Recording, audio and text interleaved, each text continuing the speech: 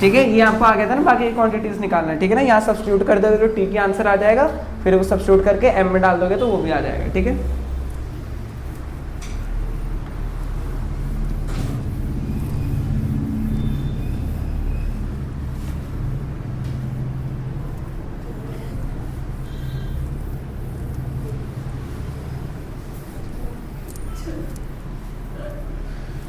तो देखो, तो यहाँ पे जो हमें करने जा रहे हैं, ठीक है ना, have a look.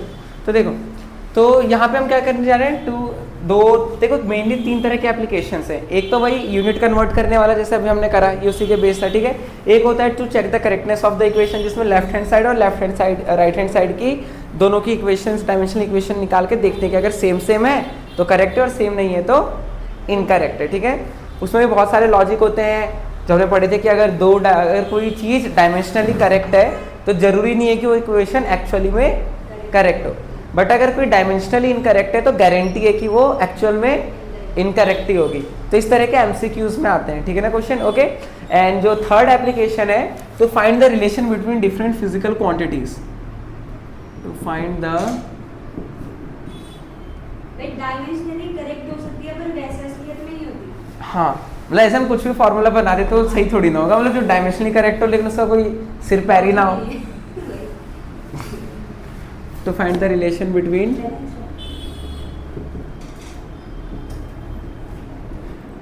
Different physical quantities,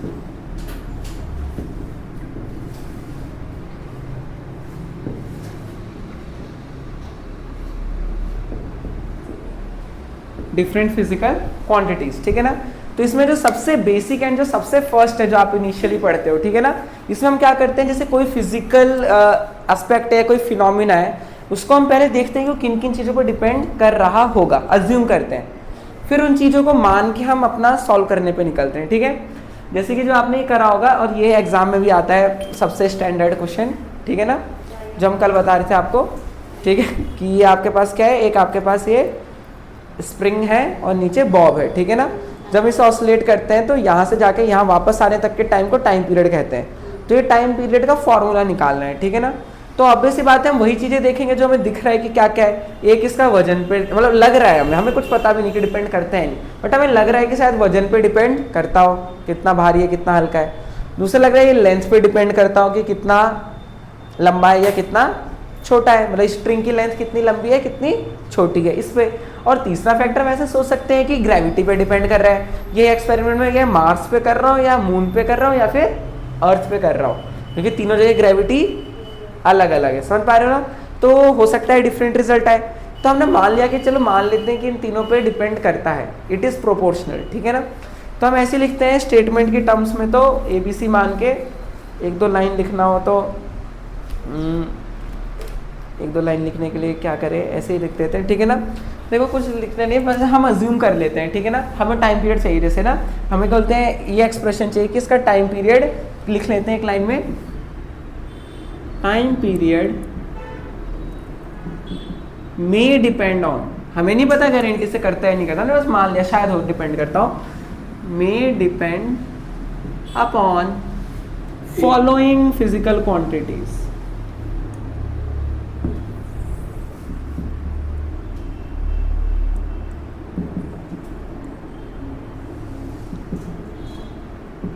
हमने मान लिया कि जो टाइम पीरियड है कुछ इन क्वांटिटीज पे डिपेंड कर रहा होगा, ठीक है ना।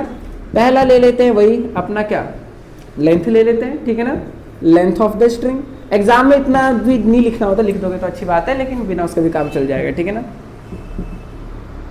लेंथ ऑफ द स्ट्रिंग, फिर हमने ले लिया मास of the Bob, mass of the Bob. तीसरा हमने ले लिया लेट से क्या बोलते हैं हमने, gravity, acceleration due to gravity.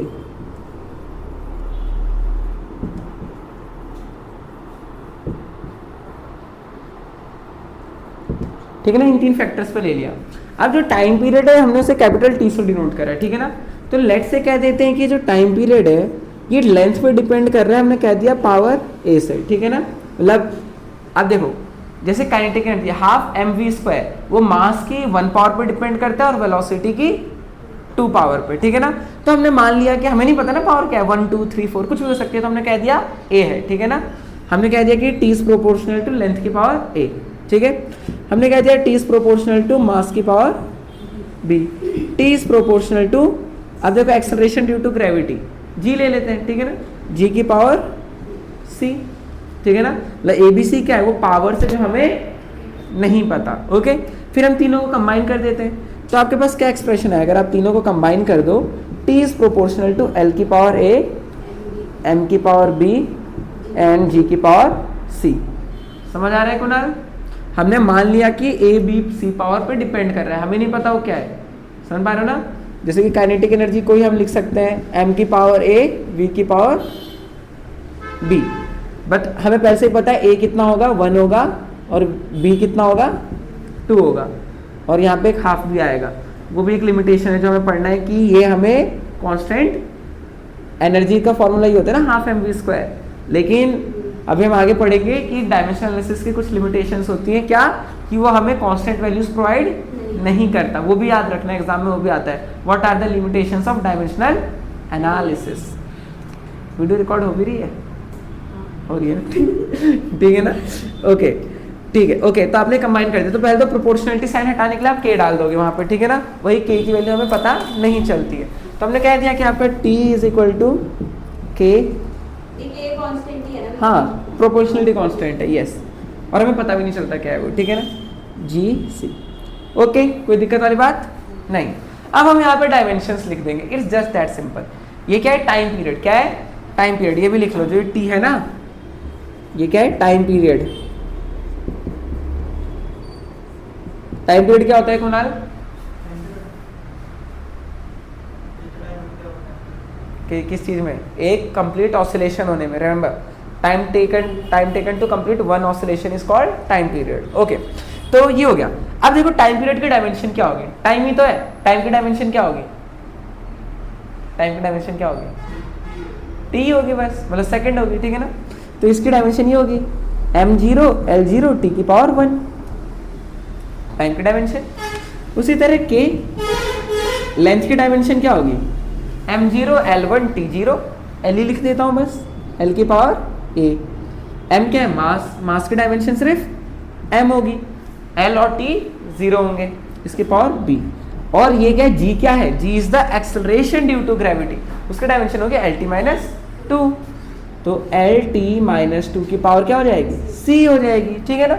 अब क्या करोगे, इन तीनों को आपस में कंबाइन कर दो, मल्टीप्लाई तो हो रहे हैं, ओके, k टाइम्स, अब इनको मिक्स कर दिया, तो देखो यहाँ पे देखो, पहले मैं उसको एक्सपेंड ही कर लेता हूँ, वैसे तो मैं डायरेक्ट भी कर सकता हूँ, बट फर्स्ट टाइम में बच्चे देख रहे हैं तो एक बार m की पावर b, और देखो यहाँ पे l की पावर टोटल c है, तो वो अंदर आ जाएगी, ठीक है ना। जैसे याद है ना आपको, a की पावर m की पावर n होती है, तो किसके इक्वल हो जाता है, a की पावर m इंटू n के।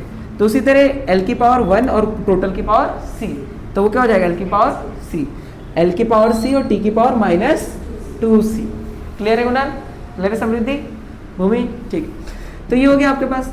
अब देखो, अब इनको आपस में मिक्स कर देते हैं, आप शफलिंग कर सकते हैं। देखो यहाँ पे l की पावर a है, यहाँ पे l की पावर c है, तो जब दोनों मल्टीप्लाई होंगे तो क्या हो जाएगा, देखो यस, l की पावर a इंटू एल की पावर c क्या हो जाएगा, l जिन्होंने नहीं पता रूल्स, जो कि आपको पता होने चाहिए 11th क्लास में हो, l की पावर क्या हो जाएगा, a plus c, not multiply कर देंगे, ठीक है ना, बेस कॉमन होता है तो पावर्स ऐड हो जाती हैं, ठीक है ना।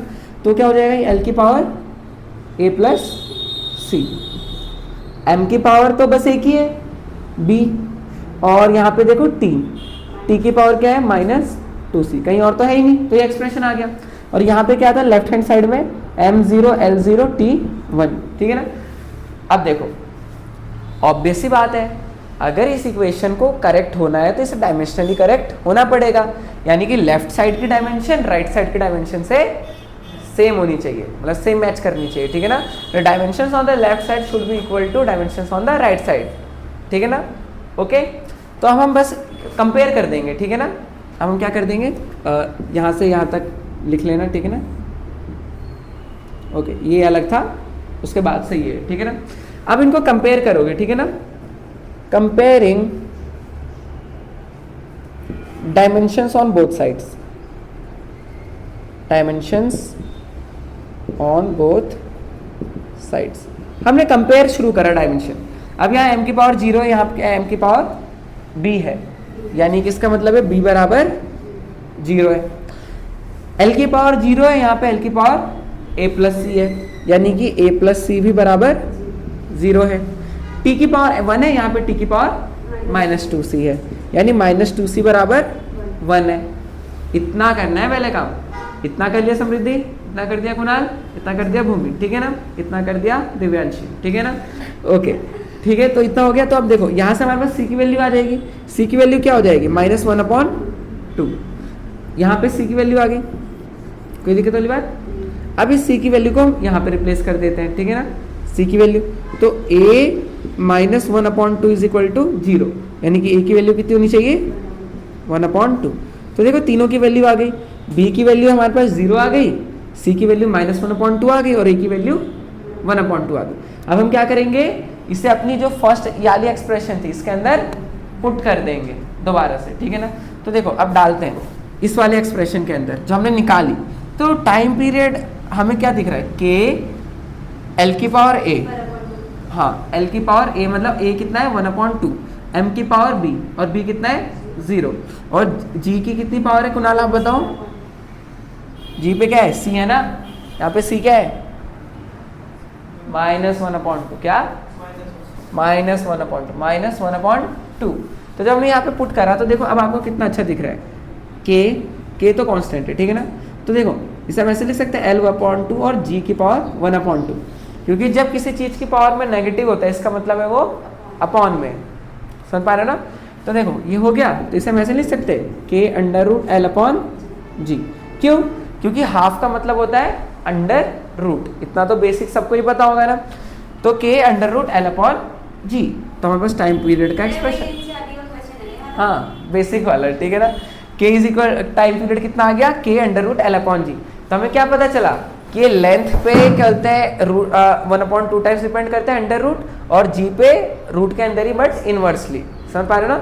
तो यहाँ पे देखो ये एक्सप्रेशन आ गया टाइम पीरियड का, और हमें इस टाइम पीरियड से ये पता चला कि ये तो मास पे डिपेंड करता ही नहीं है, ठीक है ना, मास पे डिपेंड कर ही नहीं रहा। मास ज़्यादा हो या कम हो टाइम पीरियड में कोई फर्क नहीं पड़ना है। जो हम बता रहे थे कि एक हाथी भी टंग जाए तो कुछ नहीं होगा। और भूमि और दिव्यांशी को वीडियो भी दिखाई थी वो वाल्टर लुईन वाले, मतलब वो एक बहुत अच्छे प्रोफेसर है। तो उन्होंने पेंडुलम में क्या करा, पहले उन्होंने नॉर्मल पेंडुलम हिलाया और फिर वो खुद लटक गए उस पर, फिर उन्होंने टाइम मेजर करा और टाइम बराबर आया, ठीक है ना। आप भी ट्राई कर सकते हैं, ठीक है। अब देखो ये k की वैल्यू हमें नहीं पता, मैं एक्चुअल में बता देता हूँ। ये जो टाइम पीरियड होता है इसका k 2π होता है, √L/g, लेकिन हमें यहाँ से नहीं पता, यहाँ पे बस इतना करके छोड़ देना, ठीक है ना, ओके।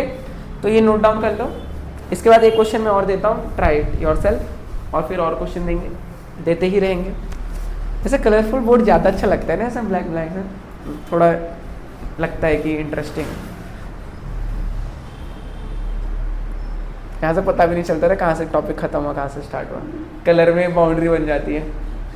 चलो राइट दिस डाउन अच्छे से, और समझना है ये पक्का आने वाला है 3 मार्क्स के लिए, गारंटीड, तीनों के ही स्कूल में, सबके ही स्कूल में, ठीक है ना।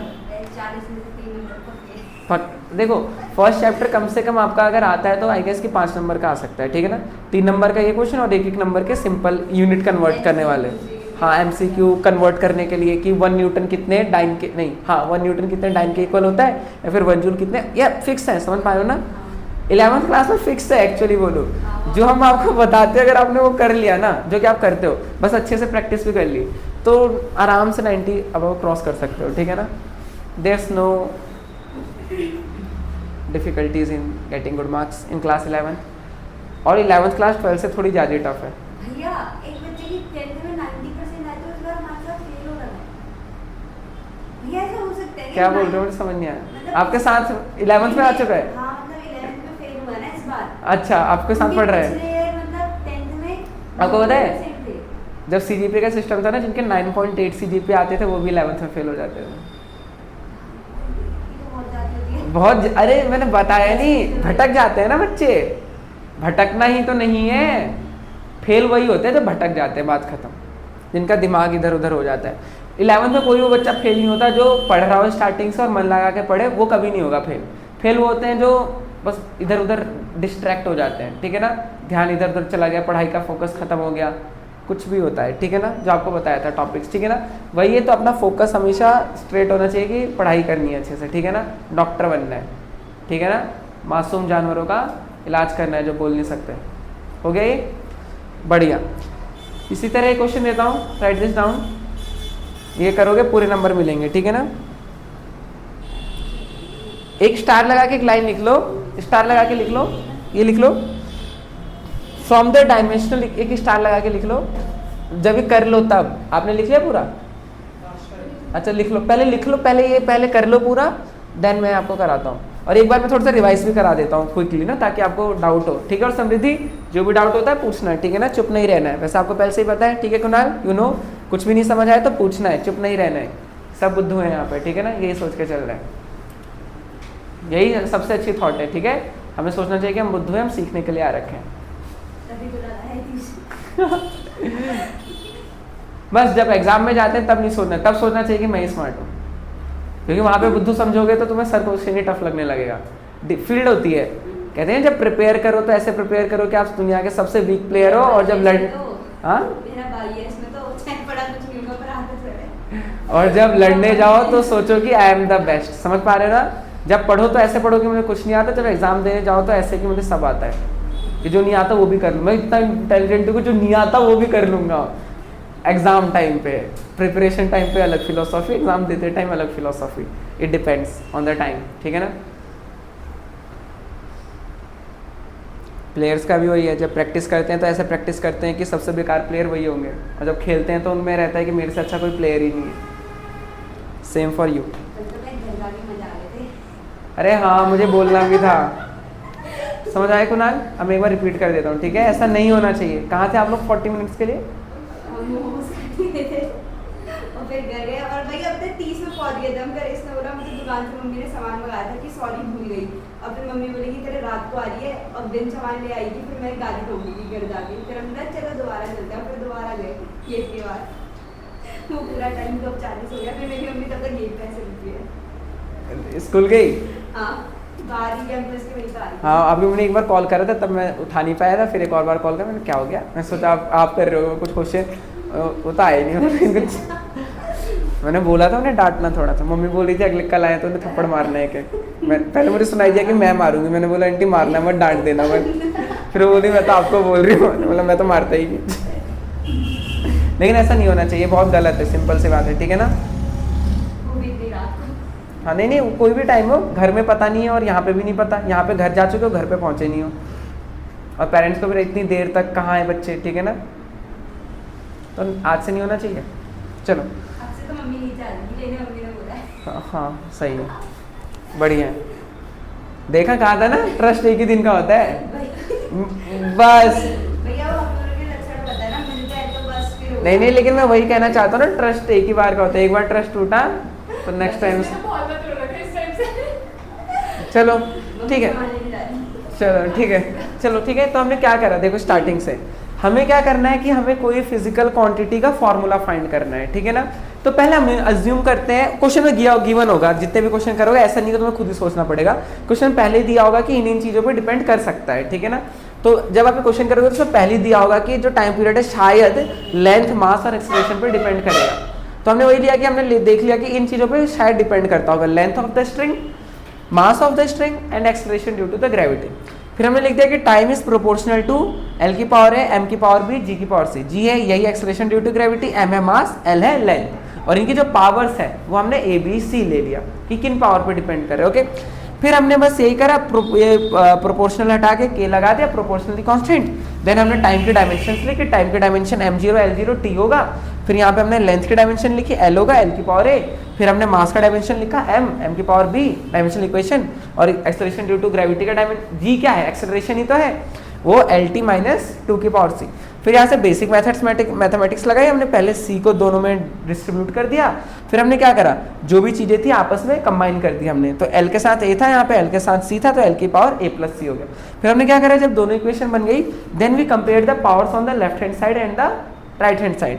तो हमने देखा कि a प्लस सी 0 के इक्वल है, a प्लस सी 0 के इक्वल है, b 0 के इक्वल है, और जो -2c है वो 1 के इक्वल है। मतलब हमने देख लिया t की पावर क्या है दोनों तरफ। फिर हमने तीनों को कंपेयर करा तो ये आया। फिर जो ये आंसर आया इसको हमने जो मेन इक्वेशन थी कौन सी थी हमारी मेन इक्वेशन? हमारी मेन इक्वेशन ये थी, ठीक है ना। तो हमने यहाँ पे ABC में वैल्यू डाल दी और हमारे पास टाइम आ गया। ओके ठीक है। समृद्धि कोई डाउट? 100% क्लैरिटी? 100% बढ़िया, ठीक है। अब इसके नीचे स्टार लगा के एक लाइन लिख लो। From the dimensional equation the value of k cannot be known. From the dimensional equation the value of k cannot be known,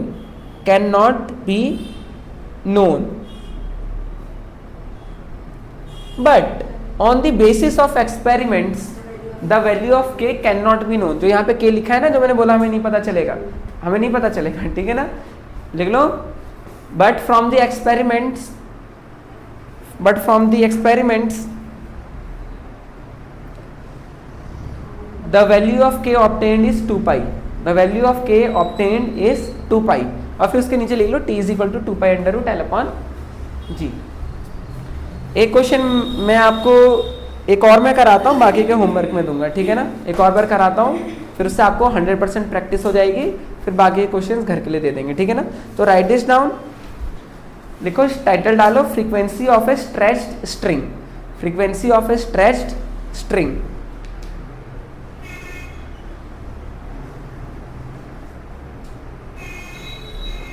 लिख लो द फ्रीक्वेंसी, ब्रैकेट के अंदर इसका सिंबल हम स्मॉल एन लेके चल रहे हैं। फ्रीक्वेंसी का सिंबल जो हम जैसे टाइम पीरियड का टी ले रहे हैं ना, टी, तो वैसे ही फ्रीक्वेंसी का जो सिंबल है आपका स्मॉल एन है। क्या? स्मॉल एन, ठीक है ना। तो लिख लो इसके अंदर आप, right this down, the frequency of a stretch string depends on the tension, ठीक है ना, अप्लाइड, टेंशन जिनको नहीं पता फोर्स होती है, सिंपल सी बात है, there is nothing special. Length L of the string and mass पर unit length m of the string, and mass per unit length of the string. We have to establish a relation among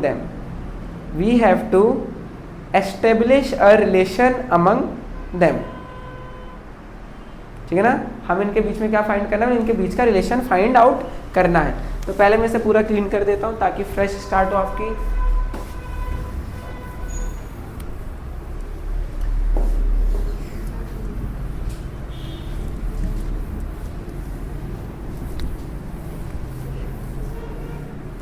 देखो कहना क्या चाहते हैं, जैसे कि देखो ये है हमारे पास चार्जर, ठीक है ना। जैसे कि ये स्ट्रिंग है, इसे हमने स्ट्रेच करके रखा है टाइटली, ठीक है ना। अगर मैं इसे ये करूँ ऐसे, तो ये वाइब्रेट कर रही है ना ऐसे, ठीक है। तो वाइब्रेट कर, जैसे गिटार होता है, गिटार बजाया आप सभी ने, बजाते हो घर पे, बढ़िया लेके आना कभी, ठीक है ना। ठीक है, तो जब इसे हम प्लग करते हैं स्ट्रिंग को, क्या करते हैं, ये वाइब्रेट करती है। तो वाइब्रेट करती है तो इसकी फ्रीक्वेंसी होती है। अगर आपने गिटार बजाई तब तो आपको ज़्यादा पता होना चाहिए। आपको क्या करना पड़ता है, गिटार को ट्यून करना पड़ता है ना। करे हो ट्यून, फ़ोन में ऐप आती होगी ना, उसमें करते हैं, फिर वो बताती है कि सही है नहीं है। वो भी हम सीखेंगे कि एक्चुअल में वो ऐप कैसे काम करती है, कैसे इंस्ट्रूमेंट्स को ट्यून किया जाता है। बट अभी आपको इतना पता होगा कि हर उसकी अपनी एक अलग नोट होता है, फ्रीक्वेंसी होती है। इस स्ट्रिंग का अलग है, इस स्ट्रिंग का अलग है ना। वही तो हम ढीला टाइट करके सेट करते हैं, है ना, FG ऐसा कुछ होता है, ठीक है ना। ठीक है, तो ये देखो फ्रीक्वेंसी क्या होती है कि 1 सेकंड में कितने वाइब्रेशंस हो रहे हैं। जैसे देखो मैंने इसे जब प्लग करा तो 1 सेकंड में कितने बार ऊपर नीचे हिल रही है। तो हमने मान लिया कि जो फ्रीक्वेंसी है 1 सेकंड में कितने बार ऊपर नीचे हुई, ठीक है ना। मतलब एक कंप्लीट, मतलब क्या बोलते हैं, 1 सेकंड में कितने कंप्लीट ऑसिलेशंस हो गए, ठीक कर लिया, ठीक है, बढ़िया। तो कैसे फाइंड आउट करेंगे, हमने मान लिया कि लेट्स से कि इसकी लेंथ पे डिपेंड करता है। और इस देखो अगर स्ट्रिंग ढीली है तो इसे प्लग करने पे नहीं हो रहा ना कुछ, हम इसे टाइट करना पड़ता है। तो इसको हम बोलते हैं टेंशन। क्या? नॉट दिमाग वाली टेंशन, ये फोर्स जो मैंने इस पर लगाई है ना ऐसे खींचने में। तो जो देखो जब तक इसमें टेंशन नहीं है तब तक ये ऐसी लटकी हुई है, मतलब ढीली है। लेकिन जब हम इसमें फोर्स लगाते हैं तो ये क्या हो जाती है, एकदम स्ट्रेट। अब इसके अंदर क्या है, टेंशन। तो जिसमें हमने फोर्स लगाई है उसकी वजह से इसमें टेंशन है। तो याद रखना टेंशन फोर्स के ही इक्वल होती है जितना हमने इसमें फोर्स लगाया होता है। जैसे अभी ढीली स्ट्रिंग है लेकिन इसमें कुछ वजन लटका दो तो ऐसे सीधी हो जाएगी ना, तभी टेंशन में हो जाएगी। अभी बिना टेंशन के, अब टेंशन में, ठीक है ना। ओके, तो ये तो होगी टेंशन आपकी। तो ये समझ गए। तो हमने मान लिया कि ये फोर्स पे डिपेंड कर रही है, वही टेंशन कितना है इसकी लेंथ पे डिपेंड कर रही है, और इसके मास पर यूनिट लेंथ। मास पर यूनिट लेंथ का मतलब क्या होता है, जैसे इस पूरे का मास तो होगा कुछ ना कुछ और इसका लेंथ भी है कुछ। मास पर यूनिट लेंथ होता है कि कितने मास, कितने लेंथ में कितना मास है। जैसे कि मान लो ये 1 मीटर है, 1 मीटर है और इसका वजन 1 किलो है, ठीक है ना। तो अगर मैं सिर्फ 10 सेंटीमीटर का हिस्सा दूं तो आप बता पाओगे उसका वजन कितना होगा, यूनिफॉर्मली डिस्ट्रीब्यूटेड। कुणाल आप बताओ, 1 किलो है पूरा वजन इसका और ये पूरी 1 मीटर की है, तो 10 सेंटीमीटर लेंथ का कितना वजन होगा, 100। बिल्कुल सही, 100 ग्राम। कैसे करा आपने, डिवाइड कर दिया, ठीक है ना। उसी तरह अगर मान लो 10 मीटर की स्ट्रिंग होती और पूरी मान लेते 20 किलो की है, 10 मीटर है और उसका वजन 20 किलो है, और आपसे किसने पूछा कि 1 मीटर का कितना होगा, 10 मीटर का 20 किलो है, तो हम क्या करेंगे, 20 किलो को टोटल मीटर से डिवाइड कर देंगे, टोटल मास अपॉन लेंथ। यही तो है मास पर यूनिट लेंथ। तो टोटल मास कितना है समृद्धि, 20 kg, जो हमने बोला क्वेश्चन में 20 kg, और लेंथ कितना बोला 10 मीटर। तो 20/10 कट के 0 0 2 बच जाएगा, 2 kg पर मीटर। तो ये क्या हो गया, मास पर यूनिट लेंथ। समझ पा रहे हो ना। हाँ, नंबर वो ना सिंबल ना वेरिएबल कुछ भी ले सकते हो, ठीक है ना। अब देखो, तो जो हमने सारी चीज़ें लिख दी हैं, ठीक है ना, तो इसको आगे एक्सप्रेस करते हैं, आगे करते हैं। थोड़ा सा इंक डाल लूँ मैं, कलरफुल हो जाएगा, ठीक है। तो तीन फैक्टर्स हमने इसमें भी कंसिडर कर लिए कि जो फ्रीक्वेंसी है वो किन फैक्टर्स पर डिपेंड कर रही है। कुणाल क्या माना हमने, हाँ किन किन फैक्टर्स पर डिपेंड कर रही है। बारिश शुरू हो गई क्या, नहीं हो रही ना, ठीक, कोई नहीं, आप लोग ये करके टाइम से चले जाओगे। एंड ये है कि अब क्या बोलते हैं, प्रैक्टिस कर लो, इसलिए मैंने कराया क्योंकि अब स्कूल में भी आना है ना आपका, तो प्रैक्टिस अच्छी हो जानी चाहिए पुराने चैप्टर्स की, और इसी बहाने इन लोगों का भी हो गया। चलो ठीक है, हाँ किन किन फैक्टर्स पर डिपेंड करी थी, क्या बताया था मैंने अभी, याद नहीं आ रहा। हाँ अभी बोला नहीं हमने किन किन फैक्टर्स पर डिपेंड कर रही होगी।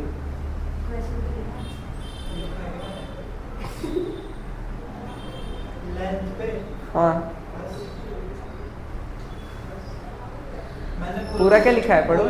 अच्छा समृद्धि, क्या क्या फैक्टर्स लिए हमने,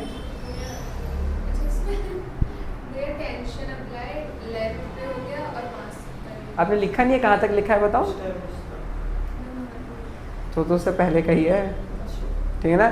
depends on the tension, length और मास पर यूनिट लेंथ, ठीक है ना। तो हमने मान लिया कि जैसे जो फ्रीक्वेंसी है, जिसे हम एन से डिनोट कर रहे हैं, फ्रीक्वेंसी, इसमें ब्राइटनेस बहुत कम हो गई होगी ना, अंधेरा दिख रहा होगा, तो हमें थोड़ी सी रोशनी बढ़ानी पड़ेगी।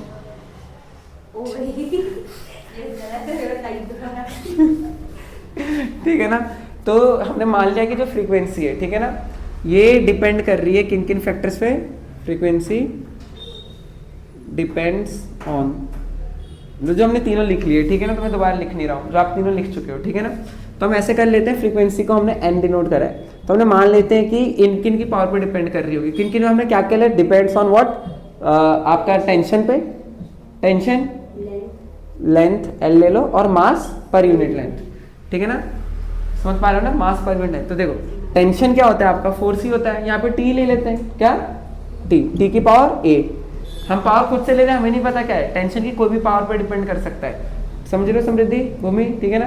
टी की पावर ए ले लिया हमने, टी की पावर ए ले लिया हमने, लेंथ की पावर हमने बी ले ली, और क्या बोलते हैं, हाँ प्रोपोर्शनल इंटू लगा लो या ऐसे ही रख लो, और क्या बोलते हैं एम, मास पर यूनिट लेंथ की पावर सी ले ली, ठीक है। तो फिर ये एन क्या है, फ्रीक्वेंसी है, समझ पा रहे हो ना। तो प्रोपोर्शनल टू ये हो गया, अब प्रोपोर्शनल हटा के हम यहाँ पे कांस्टेंट लगा देते हैं, ठीक है ना। तो टी की पावर ए, एल की पावर बी, एम की पावर सी। अब सबकी डायमेंशन लिखो। आप ही मुझे बताओ कुणाल, ये फ्रीक्वेंसी की डायमेंशन क्या होगी। फ्रीक्वेंसी होता है, नहीं फ्रीक्वेंसी टाइम पीरियड का उल्टा होता है। ये हमने लिखा है, देखो कॉपी में जरा फ्रीक्वेंसी की क्या डायमेंशन है, क्या होगी समृद्धि? पढ़ना पड़ेगा, नहीं जल्दी बताओ, बताना पड़ेगा। मैंने क्या बताया, हमने आपको क्या बताया, frequency is the reciprocal of time period, time period. And time period की डायमेंशन क्या थी?